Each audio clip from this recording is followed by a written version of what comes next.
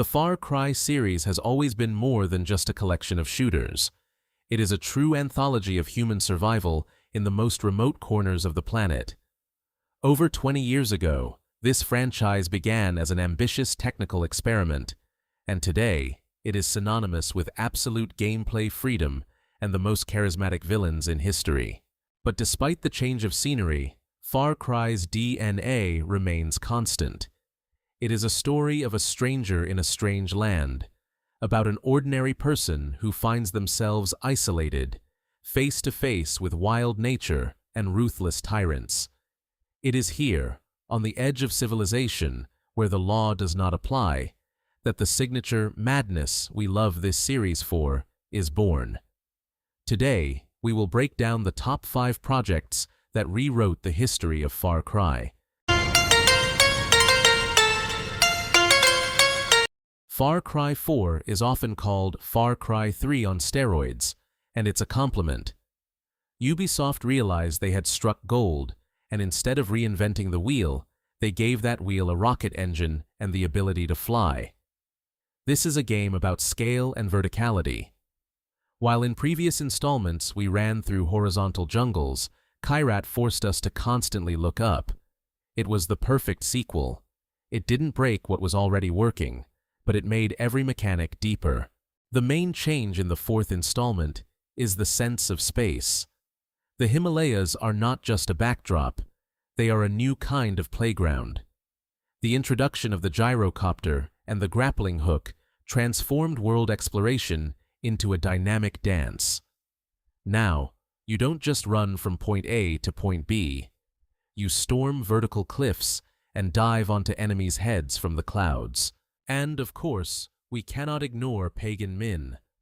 After Voss, everyone expected another psychopath, but instead, we got a king with perfect manners and impeccable taste in suits. Pagan doesn't just want to kill you, he wants to talk to you. His ironic monologues over the radio turn your war into a strange family dinner, and the secret ending at the very beginning of the game, where you can simply wait for the dictator, eat his crab rangoon, and peacefully scatter your mother's ashes, is perhaps the greatest trolling in the history of the series. The game literally tells you, your enemy is not this man in pink, but the war itself. Far Cry 4 takes the 5th spot because it is the most comfortable entry point into the franchise.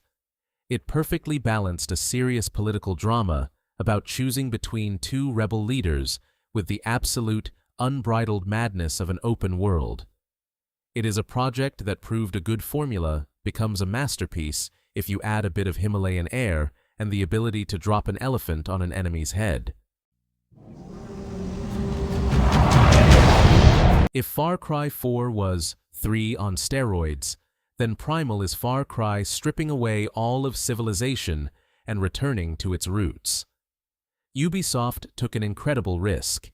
They removed the shooting from a shooter. You no longer have assault rifles, jeeps, or explosives. Only stone, wood, and your instincts. This is a game about shifting roles. Here, you aren't a god with a Kalashnikov, but merely another link in the food chain.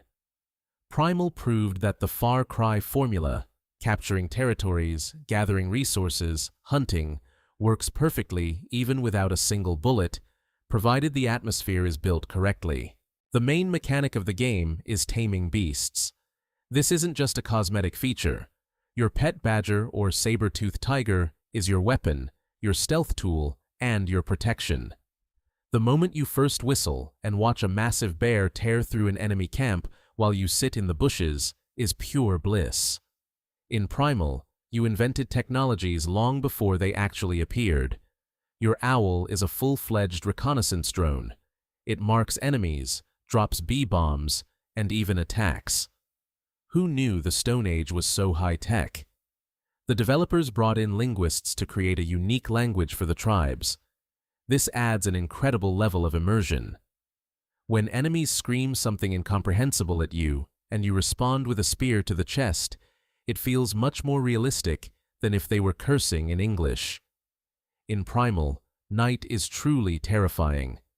Without fire, you are defenseless against predators, This is the only game in the series where you feel a genuine respect for the wild. Primal became a breath of fresh air for those tired of endless gunfights. It showed that the series could change beyond recognition without losing its essence.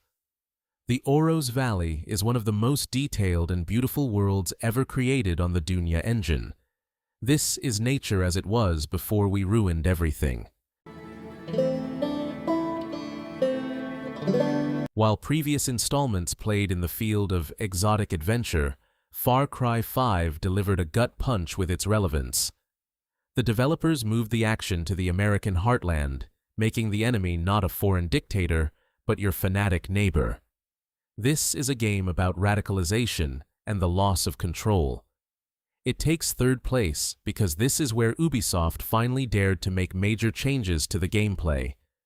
They removed the towers, making the world truly alive and unpredictable. You no longer follow a checklist of tasks. You simply live in this county while the county tries to kill you or save you. Joseph Seed is perhaps the deepest antagonist since Voss. He doesn't just want power, he sincerely believes he is saving your soul. Meanwhile, his family, John, Jacob, and Faith, represent different methods of manipulation, from physical torture to the narcotic hallucinations of the Bliss. They aren't just bosses, they are ideologues. The companion system reached its peak here. Who would want to shoot alone when you can set a massive diabetic bear named Cheeseburger on cultists? Or Boomer the dog, who fetches assault rifles for you. This added the very fun factor for which we forgive the series its repetitiveness. It is the most polished sandbox in the series. Scrapping the minimap and towers forced players to actually look at the world rather than the interface. Montana looks incredible.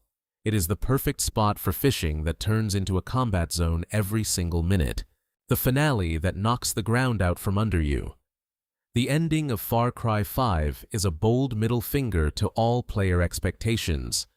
It forces you to rethink every action you've taken and poses the question, was the father right after all? The series had been sorely lacking this kind of narrative courage. In 2004, the world was playing corridor shooters like Doom 3 or Half-Life 2. And then came Far Cry from the then little-known studio, Crytek.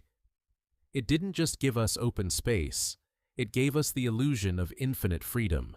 This is a game about discovery. It takes second place because this is where the franchise's DNA was born, a tropical paradise that turns out to be hell, and a lone hero forced to improvise to survive. Without Jack Carver's success, we would never have seen Voss or Pagan Min. In 2004, Far Cry's graphics felt like something from the future. Water that looked real and dense vegetation where you could actually hide. Players were buying new graphics cards just to see these islands. Enemies in the first installment didn't just stand around waiting to be shot. They flanked you, called for reinforcements, and could spot you from halfway across the map. It was a true hardcore challenge where using binoculars to tag targets wasn't just a feature, but a matter of life and death. Let's remember that exact moment when a tactical shooter suddenly turns into a horror game with mutants. Trigens are something that some adore for the surprise, while others hate for ruining the realism. But it was precisely this chaos and unpredictability that made the game legendary. Far Cry 3 takes the top spot because it is the perfect storm. Everything here worked in sync: the script, the gameplay, and the atmosphere. It was the first game in the series to focus not just on shooting, but on the deconstruction of the hero. We see the real, painful evolution of Jason Brody, from a terrified rich kid trembling after his first kill, to a ruthless predator who begins to enjoy the chaos. It is a rare example in shooters where your progression as a player perfectly aligns with the character's moral descent. Let's be honest, Voss is Far Cry 3. He isn't just an antagonist, he is a mirror for the protagonist. His unpredictability, charisma, and philosophical monologues made him a video game icon. Voss proved that a villain doesn't need an army of robots or magic powers to be the most terrifying person in the world. All it takes is a single look and the right question about the definition of insanity. The mission involving burning the plantations to a Skrillex track is a moment of pure gaming ecstasy. It was a bold move that showed Far Cry could be high-octane, ironic, and peak stylish. Even 10 years later, players replay this level just for that specific vibe. This is where we first saw that blend of towers, outposts, hunting, and resource gathering that everyone, from Assassin's Creed to Horizon Zero Dawn, later copied. But it was in the third installment where it felt the most organic and fresh. The game isn't dragged out. Every mission, every encounter with a villain, and every new tattoo on your arm carries weight. You aren't just liberating territory, you are trying to save your friends while simultaneously losing your own soul. It feels personal. Even today, Far Cry 3 plays and looks better than many modern projects. It is the benchmark that defined the face of the entire franchise. If you enjoyed this breakdown, please support the video with a like and subscribe. It helps the channel create even more high-quality content about the stories that change the gaming industry. Hit the bell so you don't miss the next top list. Thank you for being with us. And remember, in the world of Far Cry, there are no safe roads. See you next time.